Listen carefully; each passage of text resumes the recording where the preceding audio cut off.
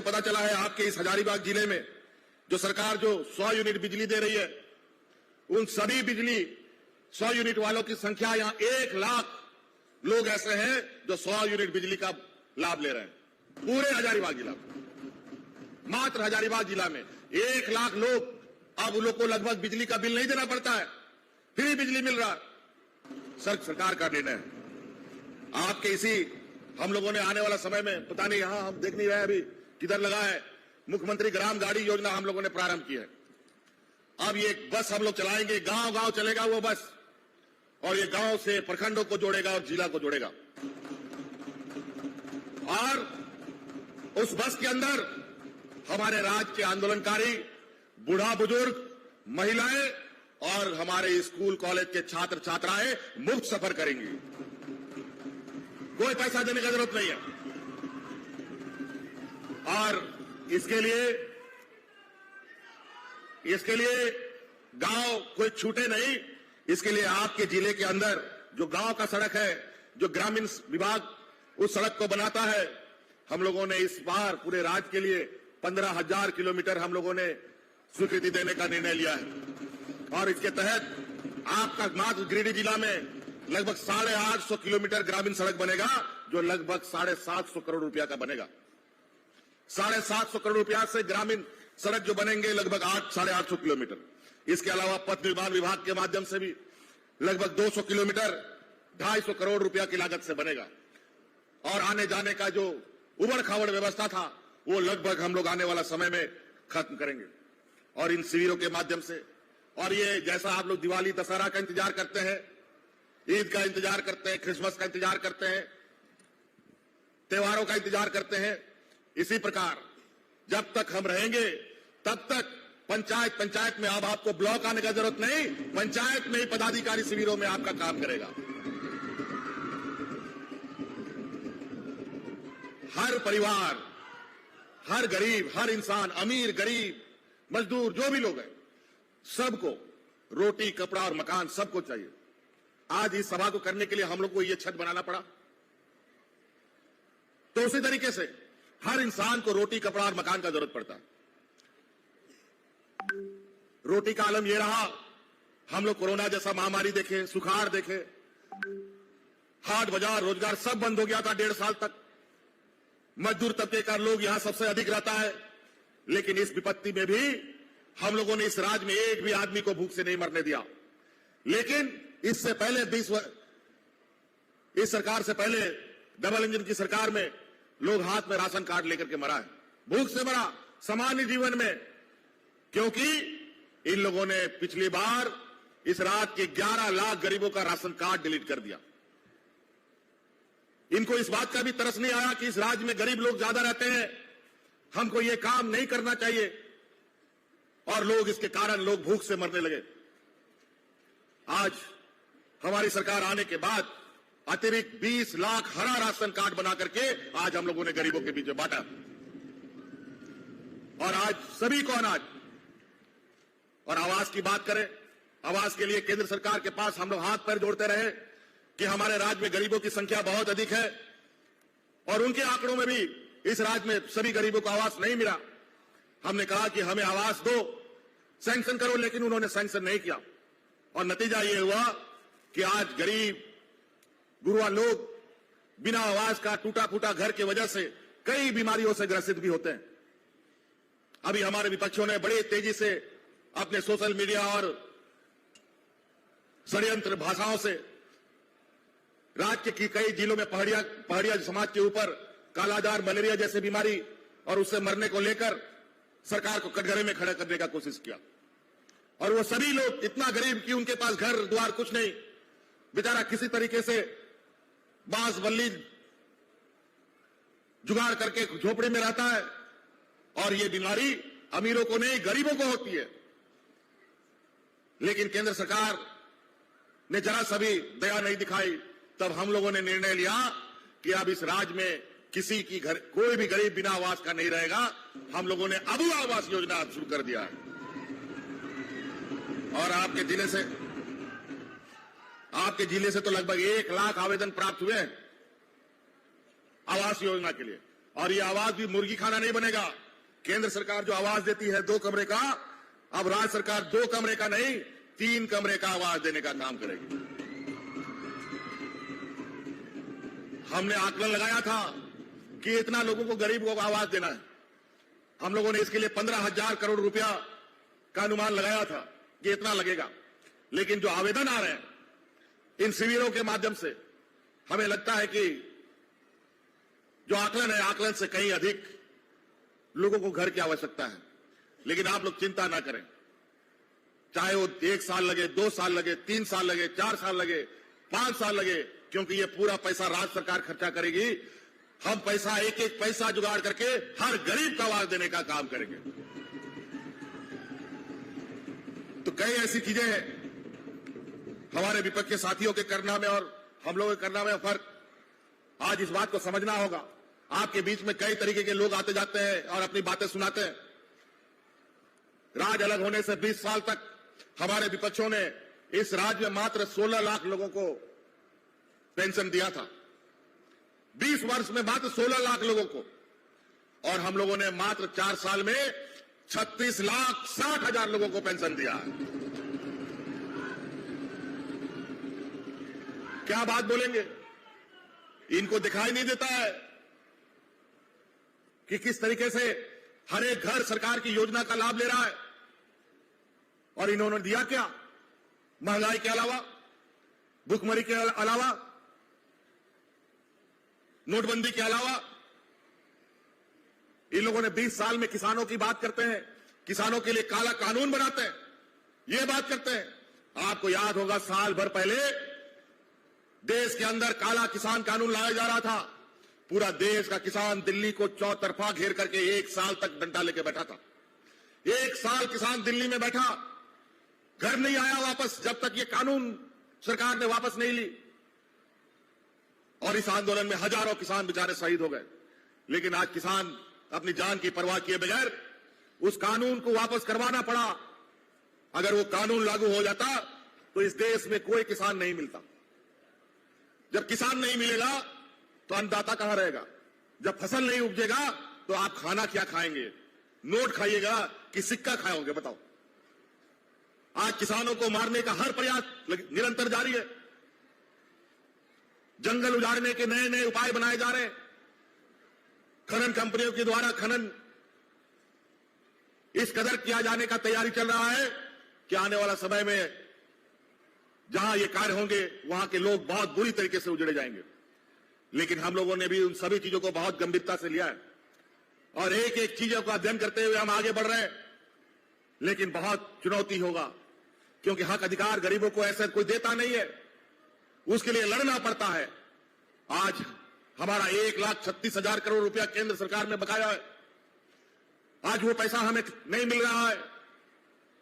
अगर 1,36,000 करोड़ रुपया जिस दिन मिलता, उसी दिन, उसी घड़ी, उसी घंटा इस राज्य में जो गरीबी और पिछड़ापन का कलंक है वो मिट चुका होता। अगर आज वो 1,36,000 करोड़ रुपया मिलता तो जो आज हम वृद्धा पेंशन, विधवा पेंशन, विकलांग पेंशन दे रहे हैं 1,000 रुपया, वो 2,500, 3,000 रुपया देते। आज अगर वो पैसा हमारे पास होता तो इस राज्य के 10 लाख से अधिक युवाओं को 10-10 लाख रुपया देकर के स्वरोजगार के लिए अपने पैरों पर खड़ा कर देते। आज जो महंगाई का मार इन लोगों ने बढ़ाया, 400 का सिलेंडर 1,200-1,300 रुपया में अब पहुंचा दिया। दाल, नमक, तेल, सब्जी, सब चीज महंगा हो गया। आज जो सिलेंडर 1,200 का मिल रहा है, अगर वो पैसा आता तो वो सिलेंडर आपको हम लोग 500 टका में देते। तो कई ऐसी चीजें हैं। सारा कुछ जाकर के संसाधनों में टिकता है। लेकिन सरकार, ये राज पिछड़ा राज नहीं है, इसको पिछड़ा राज बनाया गया है। 20 वर्षों में, अभी कुछ साल के बाद तो 1-2 साल के बाद ये युवा राज हो जाएगा। 25 साल का युवा राज, मतलब 25 साल का जो आदमी हो जाता है वो कितना मजबूत होना चाहिए था। 25 साल में हर आदमी अपनी जिम्मेवारी उठाता है। लेकिन ये झारखंड को इन लोगों ने 20 वर्षों में इतना कमजोर किया कि पता नहीं आने वाला समय में ये जिंदा रहता कि नहीं रहता। लेकिन हमारी सरकार बनने के बाद इस राज्य के जड़ को, गांव को, किसानों को, नौजवानों को, महिलाओं को, बच्चों को, आने वाली पीढ़ी के लिए हम लोगों ने जो कार्य योजना बनाया है, इस कार्य योजना को निरंतर हम करते रहे तो आने वाला 25वां साल के बाद ये राज्य इतना ताकत के साथ खड़ा होगा कि अपना अधिकार के लिए लड़ना भी सीखेगा और अपने इस पिछड़ेपन के कलंक को मिटाने का भी क्षमता आ जाएगा। तो इसीलिए हमारा इस राज्य का मुख्य ताकत, मुख्य लोग जो हैं गांव में, वो गांव तक कैसे हम पहुंचे, गांव के घर घर तक में कैसे हर एक व्यक्ति के चेहरे में मुस्कान हो, ये हमारी प्रयास है। आज इसीलिए पंचायत पंचायत में हमारे पदाधिकारी आपके साथ खड़े, नहीं तो बहुत सारे आज के दिन में भी लोग हैं जो ब्लॉक ऑफिस नहीं देखा, बीडीओ सीओ को कभी नहीं देखा, डीसी एसपी तक को बात की बात है। क्योंकि इन लोग का पहले जो कैप्टन था वो कैप्टन ही गड़बड़ था। आज स्थिति ये कि वो लोग एक हाथ से नहीं लूट पाए तो डबल इंजन से लूटने लगे थे। इसीलिए आप लोग का अधिकार, आप लोग के लिए योजना जो सरकार बना रही है, किसी को पता भी नहीं रहता था कि सरकार क्या योजना बना रही है, लेकिन आपकी योजनाओं का गठरी बांध करके हम आपके दरवाजा में डाल दिए हैं। उस गठरी को खोलिए और अपने लिए योजना अपने घर में ले जाइए। इसीलिए बातों को और बहुत ज्यादा नहीं करेंगे, और भी कार्यक्रम हम लोगों का है। हाँ, एक बात मुझे याद आया, मैं भूल गया था। इस सावित्रीबाई फुले योजना हमारी बच्चियों के लिए जो हमने बनाया है, ये 2 बच्चियों के लिए बनाया था, लेकिन हमारे आज गांव में भी हमें बाद में पता चला कि बच्चियों की संख्या अधिक है। हम उन बच्चों से बता दें कि अब 2 बच्चों का पाबंदी खत्म, अब 2, 3, 4 बहनें हैं, चारों बहनों को सावित्री फुले भाई योजना का आप लाभ देंगे। और 10वीं 12वीं 11वीं क्लास के बच्चों को गुरुजी क्रेडिट कार्ड भी आप लोग उपलब्ध करा रहे हैं। 12वीं क्लास के बाद आप इंजीनियर, डॉक्टर, वकील पढ़ने के लिए आपको 2 लाख, 4 लाख, 5 लाख, 10 लाख रुपए का जरूरत पड़ेगा, तो उसका भी आर्थिक सहायता राज्य सरकार आपको देगी। और कोई बंधक नहीं रखना पड़ेगा, आपके पास गुरुजी क्रेडिट कार्ड होना चाहिए। जब तक आपका पढ़ाई पूरा नहीं होगा, आपको सरकार को पैसा भी वापस नहीं करना पड़ेगा। तो इसलिए आज आप डॉक्टर, इंजीनियर बनिए, राज्य को मजबूत बनाने में अपना अहम भूमिका निभाइए। युवा नौजवान अपने पैरों पर खड़ा हो। अभी पढ़े लिखे नौजवानों के लिए भी हम लोगों ने निजी क्षेत्र में, सरकारी क्षेत्र में अनेकों बहालियां की। हम लोगों ने निजी क्षेत्र में हम लोग कानून भी लेके आए हैं। कोई भी राज्य में फैक्ट्री लगेगा, कंपनी लगेगी, उन कंपनियों में 75% लोगों को लेना अनिवार्य है। वहां जो भी कर्मचारी होंगे, वहां पर मजदूर लेबर के रूप में होंगे। 40,000 रुपया से कम तनख्वाह वाले लोग, सभी लोग स्थानीय होंगे, लोकल लोग होंगे। इसके तहत हम लोगों ने अलग अलग शिविरों से 50,000 नौजवानों को नियुक्ति पत्र दिया। हजारीबाग में भी 5-10 हजार लोगों को नियुक्ति दी। अभी और 25-30 हजार सरकारी नियुक्तियां निकलने वाली है। और आपको बता दें, अभी 29 तारीख को हमारा 4था साल पूरा होगा, और उस 29 तारीख को लगभग 8 से 9 हजार बच्चों को सरकारी नौकरी भी देने जा रहे हैं।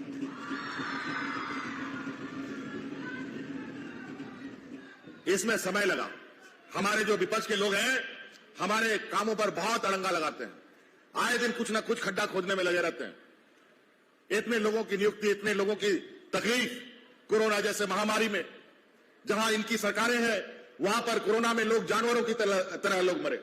वहां इतना लोग मर गया कि लकड़ी जलाने के लिए खत्म हो गया, मिट्टी घट गई वहां पर दफन करने के लिए। लेकिन झारखंड में भी कोरोना आया, लेकिन यहां बिना अफरा तफरी के उस कोरोना को हम लोगों ने यहां से भगाने का काम किया। और आपके इस कोरोना के महामारी में वो इसका वजह यह है कि सरकार उस समय सोती नहीं थी, 24 घंटा राज पर नजर रखती थी। हमारे मंत्री, पदाधिकारी चारों तरफ नजर बनाए हुए थे। आपके इस कोरोना में इस राज्य के जनमानस को तो बचाने का हम लोगों ने काम किया, लेकिन आज इस काम को करते करते हमारे 2 मंत्री बेचारे इस कोरोना में मारे गए। आज अगर वो कोरोना नहीं होता तो आज वो मंत्री नहीं मारे जाते, और मारे जाने के पीछे वो जहां जहां लोगों को देखते थे कि यहां ये नहीं पहुंच रहा है, वो नहीं पहुंचा, ये खुद ही पहुंच जाते थे। और इस दौरान बेचारे उन मंत्रियों को कोरोना ने लपेट लिया। आपका हिस्सा का जो घाव था अपने सीने पर लिया। और हमारे विपक्ष उसमें कर क्या रहे थे? घर में दुबक करके बैठे हुए थे।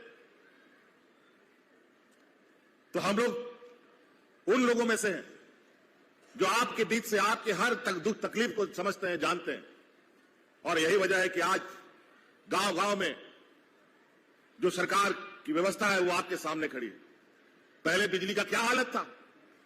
बिजली तो इतना स्थिति था कि उससे ज्यादा डिबरी लगाओ या लालटेन जलाओ वो ज्यादा अच्छा था।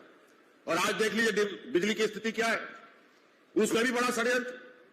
ये 3-4 जिला डीवीसी के अंदर में आता था। डीवीसी भी अनेक नखरे करता था और आए दिन सरकार का सर झुकाने के लिए जब तब बिजली काट दे बकाया के नाम पर। केंद्र सरकार की एजेंसी होने के बावजूद हमारा बकाया तो देता नहीं, लेकिन उसका बकाया अगर हम 1 घंटा भी विलंब करते हैं तो बिजली काट देता है। यही हालत है केंद्र सरकार संस्थाओं की।